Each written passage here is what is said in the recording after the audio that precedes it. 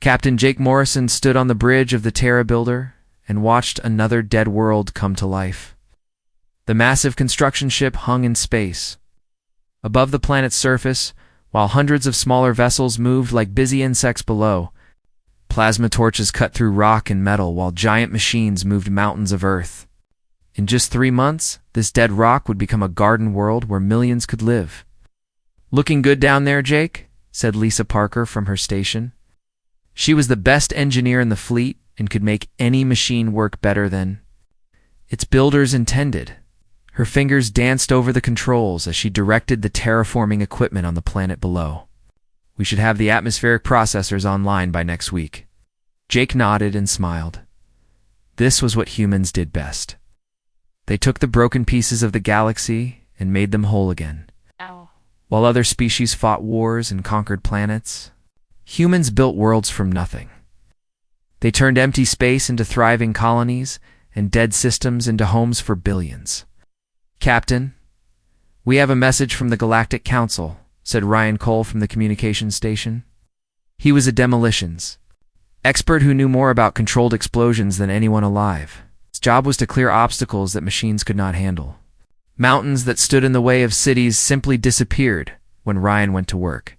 Jake took the message and read it quickly. Another invitation to a council meeting on the capital world. Another chance for the alien races to pat humans on the head and call them useful.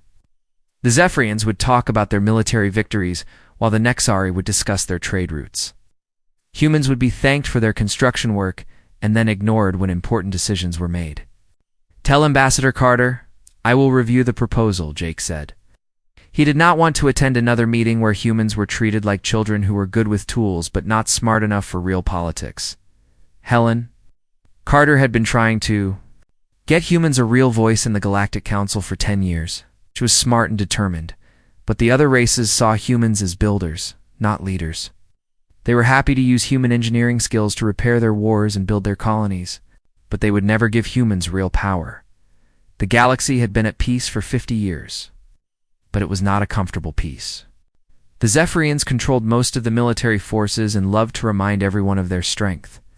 The Nexari ran the trade networks and made sure everyone knew they controlled the economy. Smaller races picked sides and hoped for protection. From the bigger powers, humans stayed out of these games. They were too busy building to care about politics. When the Zephyrians and Nexari fought their last war, humans had rebuilt the damaged worlds. When trade disputes threatened to become shooting wars, humans built new shipping routes that made everyone rich.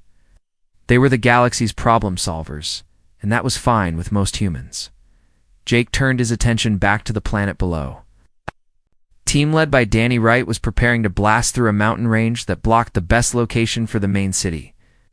Danny had been doing this kind of work for 20 years and could level a mountain or carve a precise channel through solid rock with equal skill. His explosives were always perfectly placed, and his timing was perfect. "Danny reports ready for the big blast," Lisa said. "He says it will be quite a show. Tell him to proceed," Jake replied. He watched as a series of bright flashes appeared. On the mountain range below, for a moment, nothing seemed to happen. Then the entire mountain range simply fell apart, collapsing in on itself in a perfectly controlled demolition. Where there had been solid rock moments before, there was now a flat plain ready for construction. Jake felt proud as he watched human engineering at work. No other race in the galaxy could do what humans did. The Zephyrians could destroy things, but they could not control their destruction. The Nexari could build trade networks, but they could not transform worlds. It's only humans had the skill to tear down mountains and build cities with the same tools. "Captain, we are getting strange reports from the outer colonies," Ryan said. His voice was troubled. "Something about ships going dark near the edge of galaxy." Jake frowned. "Oh. Ships went missing sometimes, but usually there were reasons. Pirates. Equipment failures or accidents in hyperspace were common enough, but ships going completely dark was unusual." "What kind of ships?" he asked. "Military vessels, sir. Zephyrian patrol boats that were checking the outer systems. They stopped responding to communications 3 days ago." This was more serious. Zephyrian ships were tough, and their crews were experienced warriors. They did not just disappear without reason. Jake decided to contact Admiral Ben Hughes, who commanded the human construction fleets in this sector. If something was happening in space, Ben would know about it. The call connected quickly. Ben appeared on the screen looking worried. He was an older man who had been building worlds since before Jake was born. His experience made him careful about things that seemed wrong. "Jake, I was about to call you," Ben said. "We were getting reports from all over the Outer Rim. Ships going missing, colonies not responding to communications, and some very strange energy readings from deep space." "What kind of energy readings?" Jake asked. "Nothing we have seen before. Dr. Kate Sullivan is studying the data, but she says it does not match any known technology. The pattern is wrong for normal hyperspace travel or standard weapons." Kate Sullivan was the best scientist in the human fleet. She studied alien life forms and had helped design the terraforming systems that made human construction so efficient. If she was worried about energy readings, then something serious was happening. "How many ships have gone missing?" Jake asked. "At least 12 that we know of, all military vessels from different races. The Zephyrians are starting to panic, and the Naxari are pulling their trade ships back from the outer systems." Jake felt a cold feeling in his stomach. The galaxy had been at peace for so long that most people had forgotten what real danger looked like. But Jake remembered the old stories about wars between the stars and entire worlds burning in space. "Does the Council want us to do?" he asked. Ben laughed, but there was no humor in it. "The same thing they always want us to do. Stand back and let the warrior races handle the fighting while we clean up the mess afterward." Jake nodded. That was how it always worked. The military races would send their fleets to investigate while humans continued building worlds and fixing broken things. But something felt different this time. The energy readings that worried Kate, the systematic disappearance of ships, and the fear he could hear in Ben's voice all suggested that this was not a normal problem. "Keep me informed," Jake said, "and tell Kate I want to see her data." The connection ended. Jake looked back at the planet below. His crews were already starting construction on the first city. In a few months, this would be home to millions of people. But for the first time in years, Jake wondered if those people would be safe in their new home. The emergency meeting on the human station took place 3 weeks after the first ships disappeared. Jake Morrison sat at a table with the best minds in the human fleet. Admiral Ben Hughes looked tired after days of watching systems go dark one by one.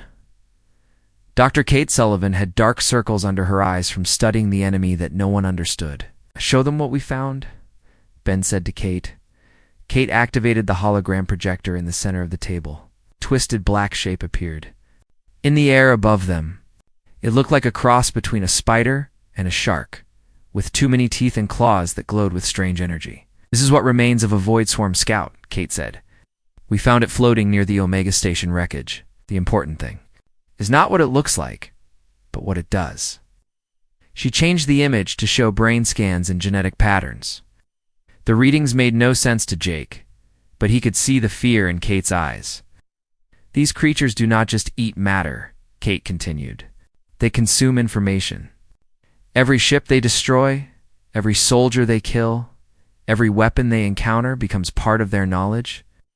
They learn from everything they touch and adapt instantly." Jake felt his stomach turn cold. "You mean they get smarter every time we fight them?"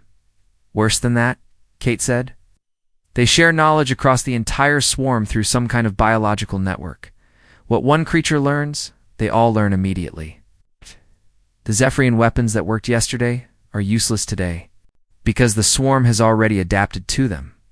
Ben brought up a star map showing the outer rim of the galaxy. Red zones marked where colonies had gone silent. There were too many red zones, and they were growing larger every day. 17 systems are completely dark, Ben said. "We estimate they have consumed over 4 billion intelligent beings." The Zephyrian fleet tried to make a stand at Kepler 7. They lasted 6 hours before the entire battle group was destroyed. Jake stared at the map. The Zephyrian fleet was the most powerful military force in the galaxy. If they could not stop these creatures, what chance did anyone have? "What does the Galactic Council want us to do?" Jake asked. Ben laughed bitterly. "They want us to evacuate civilians and build refugee camps. The same thing we always do. Let the warriors fight while the builders clean up. But the warriors are losing, Jake said. Exactly, Kate said. Every battle makes the swarm stronger. Traditional military tactics are making the problem worse, not better. Jake stood up and walked to the window. Outside, he could see human construction ships moving supplies and equipment. These vessels had built colonies across 17 star systems. Their crews could reshape entire worlds and move mountains with precision. But they were not warships. What if we are thinking about this wrong? Jake said slowly. The others looked at him with confusion. Everyone is treating this like a military problem, Jake continued. But what if it is an engineering problem? If instead of fighting these creatures, we solve them? Solve them? Ben asked. Think about it, Jake said, turning back to the group. When we build a colony, we do not fight the environment. We change it completely. We do not try to win against a mountain. We remove the mountain. We do not compete with a river. We redirect the river. Kate leaned forward with interest. You are talking about applying construction principles to warfare. Why not? Jake asked. We are the best builders in the galaxy. We know how to take things apart as well as put them together. Danny Wright can level a mountain with perfect precision. Lisa Parker can modify any machine to do things its makers never imagined. Ryan Cole knows more about controlled explosions than anyone alive.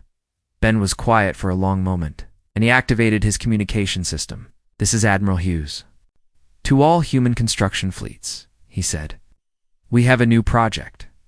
Priority 1. All terraforming equipment is to be converted for combat operations immediately. The response was immediate. Across human space, construction crews began the most important modification project in their history. Plasma torches designed to carve through rock were adjusted to cut through starship armor. Mining charges built to shatter asteroids were reprogrammed to crack open enemy vessels. Construction mechs that moved building materials were fitted with weapons and armor. Within days, the first converted ships were ready. Jake found himself in command of a fleet that looked nothing like traditional warships. His vessels were blocky and practical, covered with construction equipment that had been turned into weapons. The Terra Builder now carried enough firepower to level a city, but it still looked like a construction ship. The first test came at Kepler Mining Station. Tony Adams was the station's supervisor, a tough man who had spent 20 years turning asteroids into building materials. When the Void Swarm arrived, Tony and his crew of 43 miners were the only thing standing between the creatures and the inner systems. This is Kepler Station, Tony reported over the radio. We have contact with approximately 2,000 hostiles. Expect beginning defensive operations. Jake watched from his command ship as the mining station transformed itself into a fortress. The same equipment that extracted minerals from asteroids began targeting the alien creatures. Mining lasers that could cut through solid rock sliced through the swarm's biological armor. Explosive charges designed for precision demolition tore the creatures, apart with mathematical accuracy. But the most impressive sight was Tony himself, operating a mining mech that had been hastily converted for combat. The machine was designed to dig tunnels and move heavy rocks, but Tony used it to grab attacking creatures and crush them like insects. His 20 years of experience operating heavy machinery made him deadlier than any trained soldier. Kepler Station to all units, Tony reported. Hostile force eliminated. Beginning cleanup operations. Jake could hardly believe what he was seeing. 43 miners with construction equipment had destroyed a swarm force that had overwhelmed entire Zephyrian battle fleets. The difference was in the approach. While the military tried to fight the creatures with traditional tactics, the miners had treated them like an engineering problem, Sir Lisa Parker said from her station. I am getting reports from across the fleet. Our conversion project is ahead of schedule. Jake smiled. Of course it was ahead of schedule. Humans always finish their construction projects early and under budget. This was just another construction job, except instead of building colonies, they were building a way to destroy an enemy that thought it was unstoppable. Lisa, contact Dr. Kevin Foster in the research division, Jake said. Tell him I want to talk about large-scale demolition projects. Kevin Foster was known for his radical ideas about stellar engineering. It proposed using controlled nuclear reactions to adjust star positions and create artificial solar systems. His ideas were too extreme for normal construction work. But this was not normal construction work. Sir Ryan Cole called from his station. Admiral Hughes is requesting all fleet commanders for a planning meeting. He says we have a new kind of war to win. Jake nodded. For the first time since the crisis began, he felt confident about the future. The galaxy's warrior races had failed because they tried to fight the swarm with honor and tradition. Humans would succeed because they approached every problem the same way, with practical solutions, efficient methods, and the determination to finish the job properly. The Void Swarm thought it was unstoppable because it could adapt to any weapon. But humans were not planning to use weapons. They were going to use tools, and there was a difference. Tools were meant to solve problems permanently.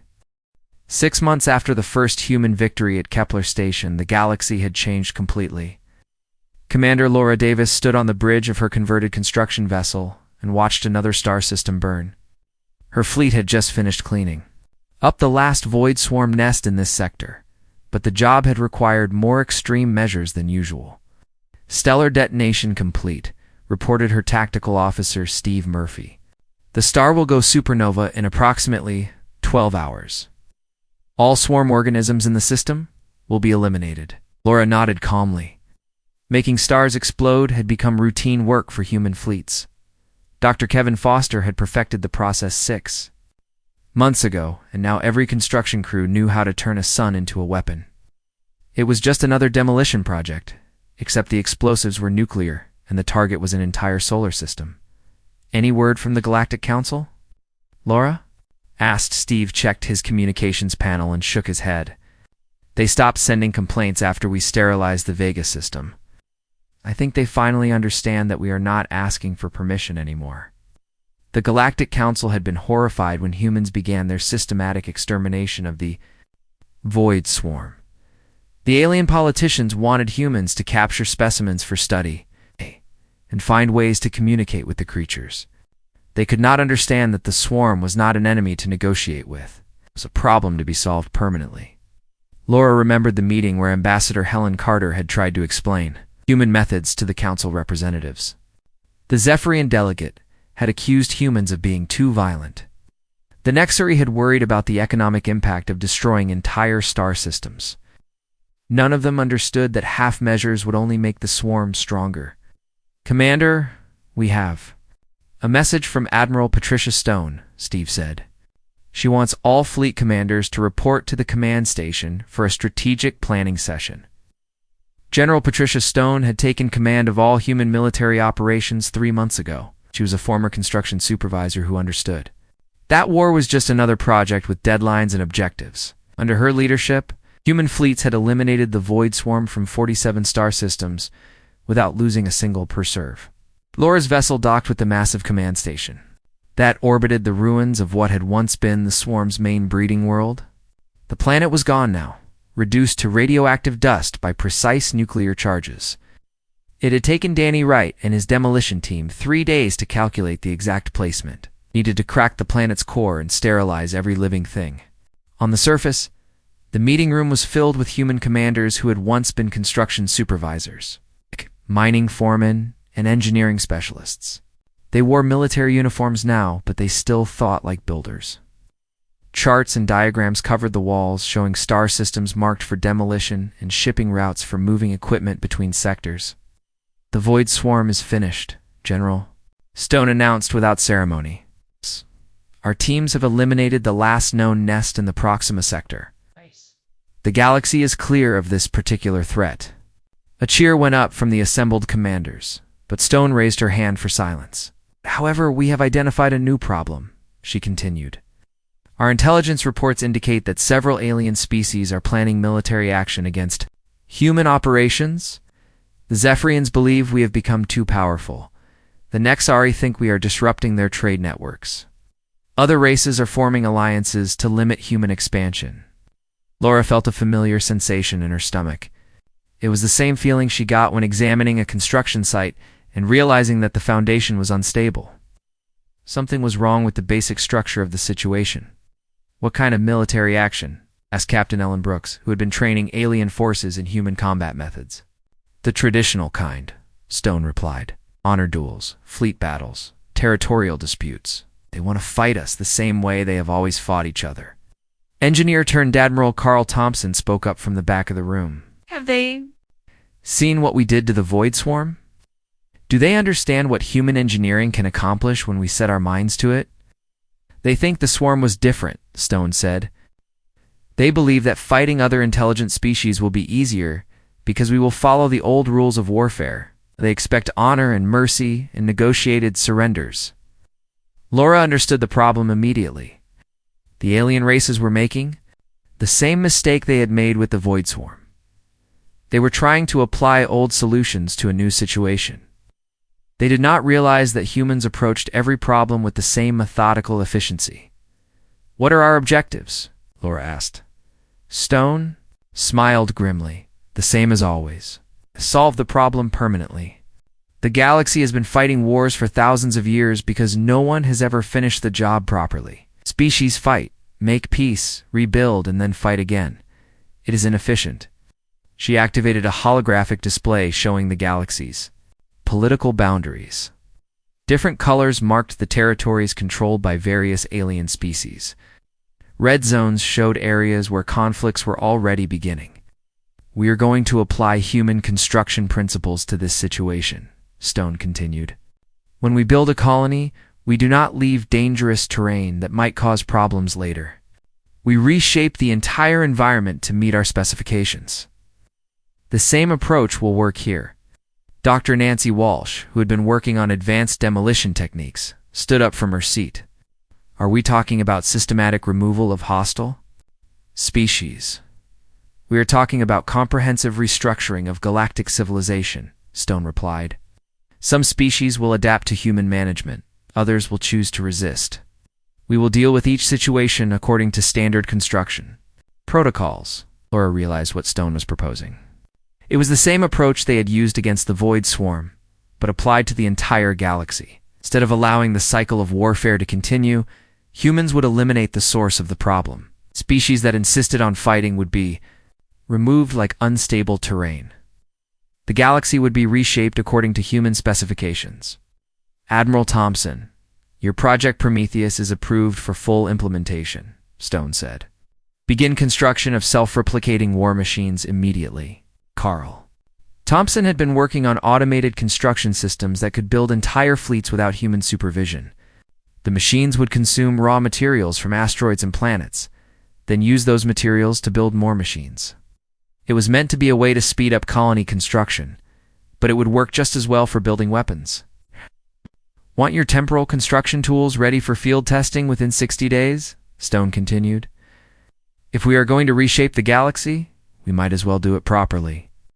Nancy Walsh had been experimenting with weapons that could edit the past as well as the present. Her devices did not just destroy targets in the current moment. They removed the targets from history completely, as if they had never existed at all. Laura felt a strange mix of excitement and concern. The plan was ambitious beyond anything humans had ever attempted. They were not just going to win a war. They were going to redesign galactic civilization from the ground up.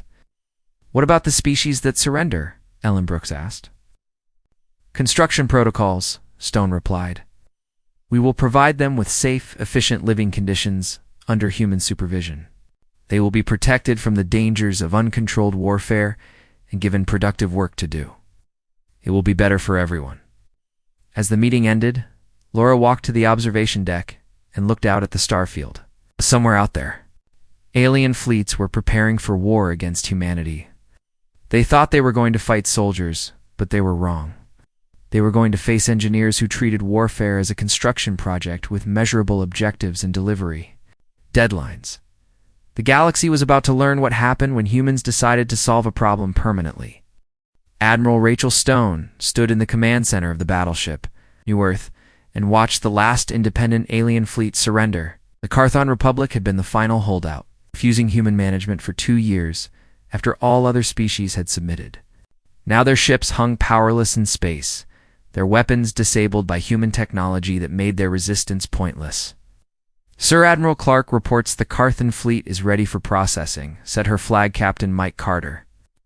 He was the son of former Ambassador Helen Carter, but unlike his mother, who had tried to make peace, Mike specialized in making surrender terms that could not be refused. Rachel nodded and opened a communication channel to the Carthon commander.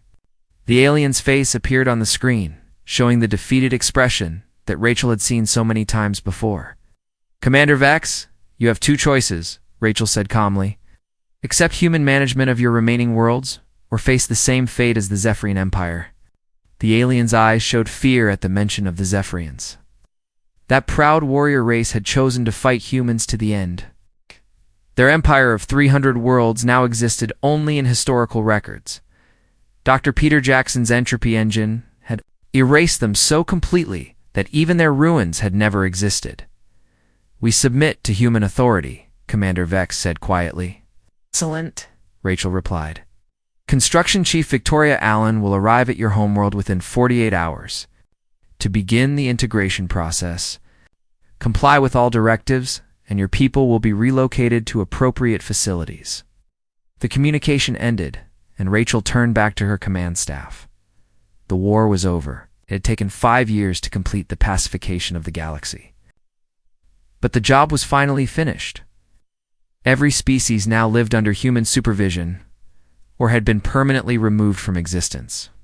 "Status report on the integration projects," Rachel requested. Captain Carter consulted his datapad. 73 alien species have been successfully relocated to managed worlds. Industrial output is up 40% since we began standardizing their production methods. The Nexary trade networks have been converted to human shipping routes with 96% efficiency improvement. Rachel smiled with satisfaction. The galaxy was finally running properly. No more wars between species over territory or resources. No more complex political alliances that led to centuries of conflict. Every world had a purpose. Every species had a job to do. Everything worked according to human engineering specifications. "Any resistance movements still active?" Rachel asked. "Dr. Nancy Walsh reports 3 minor incidents last month," Carter replied. "All were resolved using standard temporal editing procedures. The troublemakers never existed, so there is no ongoing problem." Nancy Walsh had perfected her time manipulation technology during the final years of the war. Her teams could now edit history with the same precision that human engineers used to modify landscapes. Resistance movements were not crushed or defeated. They were simply removed from the timeline, as if the idea of resistance had never occurred to anyone. "Sir, we have a visitor," Carter announced. "Captain Jake Morrison is requesting permission to come aboard?" Rachel was surprised. Jake Morrison was a legend among human forces. The construction ship captain who had first proven that human engineering could solve military problems. He had commanded the fleet that eliminated the Void Swarm's main breeding worlds and pioneered many of the techniques that made human victory possible. Jake entered the command center looking older than Rachel remembered. His hair was gray now, and his face showed the weight of 5 years of systematic warfare.